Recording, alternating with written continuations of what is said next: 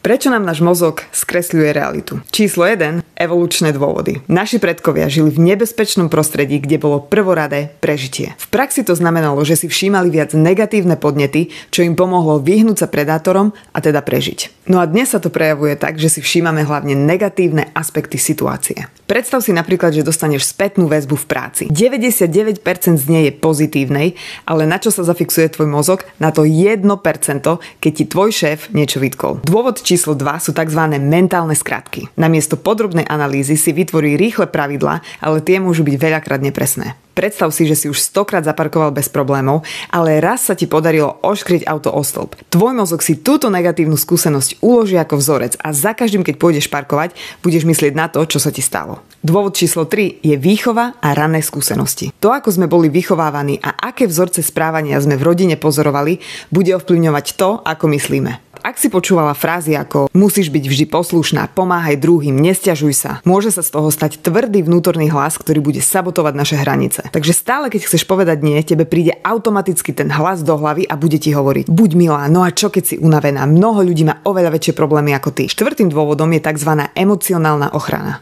Niekedy nám omyly v myslení slúžia ako obranné mechanizmy, ktoré nám pomáhajú zvládnuť bolestivé emócie. Napríklad človek v deštruktívnom vzťahu si môže hovoriť: ale veď to nie je až také zlé. Všetky vzťahy majú problémy, každý sa háda. Tým samého seba klame, aby sa uchránil pred bolesťou, ktorú by mohol zažiť, ak by si uvedomil skutočný stav, v ktorom sa nachádza, a s tým spojenú zmenu. A posledným dôvodom sú kultúrne a spoločenské normy. Spoločnosť, v ktorej vyrastáme, formuje naše presvedčenie a hodnoty veľakrát aj nezdravým spôsobom. Ak spoločnosť tlačí na výkon a porovnávanie sa, tak sa naša hodnota bude odvíjať od toho, čo sme dosiahli, aký sme v porovnaní s inými, či spĺňame kritéria, podľa ktorých žije väčšina ľudí. Takže ak napríklad do 35-ky by si mal mať stabilnú prácu, 2 deti, postavený dom, také a také auto, a ty to nemáš, tak budeš mať pocit, že ti stále niečo chýba, že nie si dosť dobrý, a my sa úplne odpojíme od seba a prestaneme rešpektovať to, že každý z nás má svoju vlastnú cestu. Ak ťa tieto informácie zaujali a chceš skutočne pochopiť, ako funguje náš mozog